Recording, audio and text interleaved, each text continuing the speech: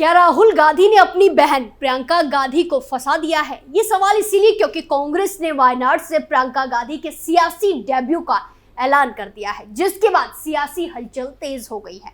प्रियंका गांधी पहली बार चुनाव लड़ने जा रही है, लेकिन उनको लेकर सवालिया निशान भी लगाए गए हैं। तो चलिए पूरी कहानी आपको बताते हैं। नमस्कार, कैपिटल टीवी में आपका स्वागत है और मैं आपके साथ प्रिया बिस्ट।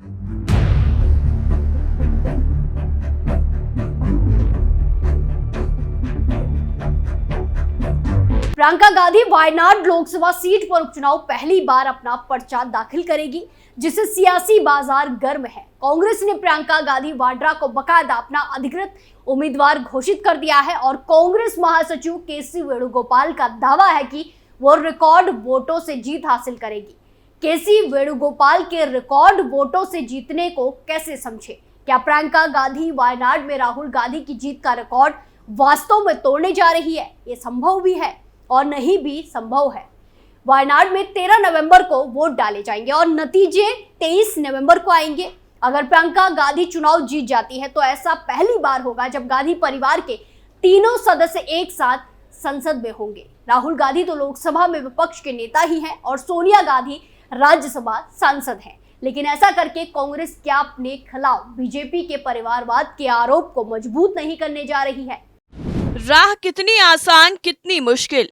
अब तक गांधी परिवार के सदस्य जब नामांकन भरते थे तो प्रियंका गांधी पीछे या बगल में खड़ी नजर आती थी, लेकिन वायनाड से इस बार वो खुद अपना पर्चा दाखिल करने जा रही है। जैसे 2019 में उनको औपचारिक राजनीति में कांग्रेस महासचिव बनाकर एंट्री दी गई, वैसे ही औपचारिकता कांग्रेस के उम्मीदवारों की सूची में उनका नाम दर्ज कर निभाई गई है। वैसे भी प्रियंका गांधी को उम्मीदवार बनाए जाने की औपचारिकता ही बची थी, क्योंकि ये घोषणा तो लोकसभा चुनाव के नतीजे आने के कुछ दिन बाद ही कर दी गई थी। कांग्रेस अध्यक्ष मल्लिकार्जुन खड़गे के साथ मीटिंग के बाद साथ आए राहुल गांधी ने वायनाड सीट छोड़ने की बात बताई और तभी ये भी बताया कि उपचुनाव में प्रियंका गांधी कांग्रेस की उम्मीदवार होंगी। कांग्रेस कार्यकर्ताओं की हौसला अफजाई के लिए केसी वेणुगोपाल ने प्रियंका गांधी के रिकॉर्ड वोटों से जीतने की बात भले ही कह दी हो, लेकिन सही स्थिति तो नतीजे आने पर ही मालूम होंगे। देखना होगा कि प्रियंका गांधी के जीत का अंतर राहुल गांधी से ज्यादा रहता है या कम। 2019 में राहुल गांधी को 65% वोट मिले, जब 4,31,000 वोटों से वो चुनाव जीते थे। हालांकि तब वो अमेठी से बीजेपी के स्मृति ईरानी से चुनाव हार गए थे। 2024 में राहुल गांधी को 60% वोट मिले थे और जीत का अंतर 3,64,000 वोट था। लेकिन लोकसभा चुनाव में सीपीआई ने एनी रजा को राहुल गांधी के खिलाफ खड़ा किया था, जबकि बीजेपी ने केरल प्रदेश अध्यक्ष के सुरेंद्र को चुनाव लड़ाया था। वायनाड में बीजेपी तीसरे स्थान पर पहुंच गई थी। लोकसभा चुनाव के दौरान प्रियंका गांधी के चुनाव लड़ने के बारे में पूछे जाने पर कांग्रेस महासचिव जयराम रमेश का कहना था कि वो तो कहीं से भी उपचुनाव जीतकर संसद पहुंच जाएंगी, देखना है होता क्या है। क्या लोग राहुल और प्रियंका में करेंगे फर्क? 17 जून 2024 को वायनाड की सीट छोड़ते वक्त राहुल गांधी ने कहा कि वायनाड और रायबरेली से मेरा भावनात्मक रिश्ता है। मैं पिछले 5 साल से वायनाड से सांसद था। मैं लोगों को उनके प्यार और समर्थन के लिए धन्यवाद देता हूँ। यह एक कठिन निर्णय था और तभी प्रियंका गांधी ने भी चुनावी वादा कर दिया था।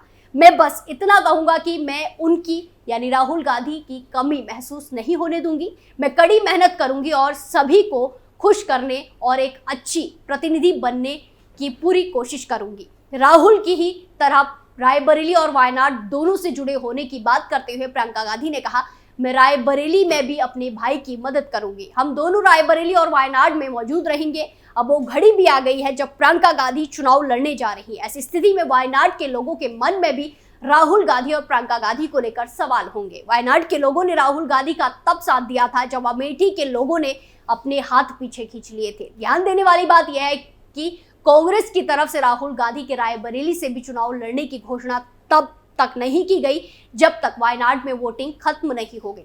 राजनीति में ऐसी रणनीति बनाने का राजनीतिक दलों और नेताओं को भी हक है, लेकिन क्या वायनाड के लोगों को ये बात आसानी से हजम हो पाएगी? प्रियंका को चुनाव लड़ाकर कांग्रेस ने मोल ली मुसीबत। पूर्व प्रधानमंत्री इंदिरा गांधी, पूर्व कांग्रेस अध्यक्ष सोनिया गांधी और राहुल गांधी के बाद प्रियंका गांधी परिवार की चौथी सदस्य है जो चुनाव लड़ने के लिए दक्षिण भारत का रुख कर रही है। और ये बात तो है ही कि दक्षिण के लोगों ने गांधी परिवार को अब तक कभी निराश नहीं किया है। लोकसभा चुनाव 2024 ने बीजेपी के कांग्रेस मुक्त भारत मुहिम की हवा भले ही निकाल दी हो, लेकिन प्रियंका गांधी को लोकसभा चुनाव लड़ाकर कांग्रेस भी नई मुसीबत मोल ले रही है। अगर प्रियंका गांधी भी संसद पहुंच जाती है तो बीजेपी नेता तो रोज ही कांग्रेस पर परिवारवाद की राजनीति के आरोप लगाएंगे। वैसे तो मुलायम सिंह यादव गांधी परिवार के 5 सदस्यों के साथ लोकसभा में बैठे दिखाई गए हैं, लेकिन ये पहली बार होगा जब गांधी परिवार के 3 सदस्य संसद में होंगे। राज्यसभा में सोनिया गांधी, जबकि लोकसभा में राहुल गांधी और प्रियंका गांधी। सीपीआई ने दिग्गज सत्यन मोकेरी को उतारा। वायनाड की सीट लेफ्ट की सीपीआई के पास गई है। 2024 में सीपीआई ने यहां से राष्ट्रीय सचिव डी राजा की पत्नी एनी रजा को मैदान में उतारा था। इस बार सीपीआई ने स्थानीय और मजबूत नेता सत्यन मोकेरी को मैदान में उतारा है। सत्यन मोकेरी कोझिकोड के नंदापुरम से 3 बार विधायक रह चुके हैं। उन्हें केरल की लेफ्ट सियासत में मजबूत नेता माना जाता है। छात्र राजनीति से करियर की शुरुआत करने वाले मोकेरी अखिल भारतीय किसान सभा के उपाध्यक्ष रहे हैं। मोकेरी के जरिए सीपीआई वायनाड में स्थानीय सांसद देने का आह्वान कर रही है। मोकेरी के नाम की घोषणा करते हुए सीपीआई के स्टेट सेक्रेटरी विनय विश्वम ने कहा कि इंदिरा गांधी की तरह ही प्रियंका गांधी भी चुनाव हारेगी। विनय विश्वम के मुताबिक मोकेरी वायनाड के लिए सबसे राइट यानी सही उम्मीदवार हैं। वायनाड में बीजेपी खोज रही राइट कैंडिडेट। 2024 के लोकसभा चुनाव में बीजेपी को केरल की वायनाड सीट पर 13% वोट मिले थे। इस वोट प्रतिशत को बढ़ाने के लिए बीजेपी भी वायनाड में मजबूत उम्मीदवार खोज रही है। 2024 में राहुल के मुकाबले बीजेपी के सुरेंद्र को मैदान में उतारा गया था। इस बार अब तक बीजेपी ने नामों की घोषणा नहीं की है। केरल के स्टेट सेक्रेटरी एमटी रमेश ने कहा कि हम समय आने पर सही उम्मीदवार घोषित करेंगे। बीजेपी के भीतर महिला उम्मीदवारों के नाम पर मंथन हो रहा है। कहा जा रहा है कि पार्टी किसी स्थानीय महिला को उम्मीदवार बना सकती है। वायनाड लोकसभा सीट का समीकरण। 2008 के परिसीमन में केरल की वायनाड सीट अस्तित्व में आई। वायनाड, कोझिकोड और मल्लापुरम जिले की विधानसभा सीटों को मिलाकर इस वायनाड का गठन किया गया है। 2009 और 2014 में इस सीट से कांग्रेस के एमएन शाहनवाज यहां से जीते। 2019 में शाहनवाज ने राहुल गांधी के लिए सीट रिक्त कर दी, खाली कर दी। 2019 और 2024 में राहुल गांधी यहां से जीतकर संसद पहुंचे। वायनाड सीट पर 40% मुस्लिम और 20% ईसाई हैं। इसके बाद यहां 9.8% आदिवासी और करीब 7% दलित है। केरल की वायनाड लोकसभा के अधीन विधानसभा की 7 सीटें हैं। 2021 के केरल विधानसभा चुनाव में इनमें से 3 पर कांग्रेस, 2 पर सीपीएम और 1 पर आईयूएमएल और निर्दलीय को जीत मिली। वायनाड में फंस गई प्रियंका गांधी की सीट। प्रियंका गांधी की राजनीति में एंट्री वायनाड सीट से हो रही है। वहां उनका मुकाबला लेफ्ट पार्टी से होने वाला है। वैसे तो देश के अधिकतर हिस्सों में लेफ्ट पार्टियां कमजोर पड़ती जा रही है, लेकिन केरल अब भी वाम पार्टियों का गढ़ रहा है। ऐसे में दिल्ली में कांग्रेस लेफ्ट की दोस्ती के बीच प्रियंका गांधी को केरल में लेफ्ट पार्टियों से मुकाबला करना है और साथ ही उन्हें केरल में बीजेपी के बढ़ते प्रभाव के बीच अपनी सीट बचानी भी है। वायनाड कांग्रेस पार्टी का अभेद्य किला कैसे? बीजेपी हमेशा से आरोप लगाती रही है कि वायनाड गांधी परिवार के लिए सबसे सुरक्षित ठिकाना है, जहां मुस्लिम वोटरों का सबसे सुरक्षित वोट बैंक है। 2008 में परिसीमन के बाद अस्तित्व में आए वायनाड में अभी तक 4 बार चुनाव हो चुके हैं। हर चुनाव में परिणाम कांग्रेस के पक्ष में रहा है। राहुल गांधी की एंट्री के बाद इस सीट पर जीत का फैसला लाखों में हो गया। अब प्रियंका के लिए इस सीट को बचाना प्रतिष्ठा का सवाल भी बन गया है। 2024 में राहुल गांधी की बचेगी प्रतिष्ठा।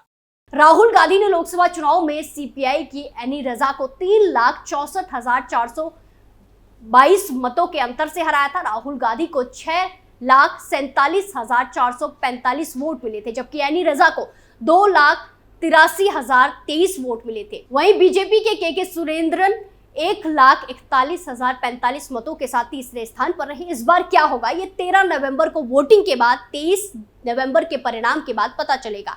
आपका क्या मानना है? क्या वाकई राहुल गांधी ने वायनाड से प्रियंका को फंसा दिया है? हमारी स्पेशल स्टोरी आपको कैसी लगी कमेंट कर जरूर बताएं। फिलहाल के लिए इतना ही। बाकी तमाम खबरों के लिए देखते रहिए कैपिटल टीवी। नमस्कार।